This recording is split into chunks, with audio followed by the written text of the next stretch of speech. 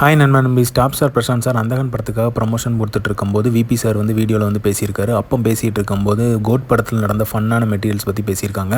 அப்போ வந்து தளபதி விஜய் வந்து ஃபுல் அண்ட் ஃபுல் ஃபன்னாக இருக்கிறது காரணம் வந்து பிரசாந்த் சார் தான் அப்படிங்கிற மாதிரி ஷேர் பண்ணியிருக்காரு. ஸோ அதனால வந்து இந்த தடவை கோட் படத்தில் ப்ளூபர்ஸ்க்கு பஞ்சமே இல்லை அப்படிங்கிற மாதிரி சொல்லியிருக்காரு. ப்ளூபர்ஸ்ங்கிறது நத்திங் பட் ஷூட்டிங் ஸ்பாட்டில் நடக்கிற ஃபன்னான விஷயத்தை வந்து ஃபைனலாக வந்து படம் முடியும் போது எப்போவுமே வெங்கட் பிரபுவோட படத்தில் வந்து அது இருக்கும். அந்த ப்ளூபர்ஸ் பார்க்கும்போது ஷூட்டிங் ஸ்பாட்டில் ஆக்டர்ஸ்லாம் எவ்வளோ ஃபன்னாக இருந்திருக்காங்க, என்டர்டைன்மெண்ட்டாக இருந்திருக்காங்க, என்ஜாய்மெண்ட்டாக இருந்திருக்காங்க அப்படிங்கிற மாதிரி காட்டுவாங்க. ஸோ அது வந்து கண்டிப்பாக கோட்டில் வந்து நல்லாயிருக்கும் அப்படிங்கிற மாதிரி ஷேர் பண்ணியிருக்காரு. ஸோ இதுக்கு முன்னாடி பார்த்தீங்க அப்படின்னா விபி சாரோட படத்தில் எல்லா படத்துலையுமே வந்து ப்ளூபர்ஸ் வந்து சூப்பராக இருக்கும். முக்கியமாக வந்து சென்னை 628 வந்து வேறு லெவலில் இருக்கும்.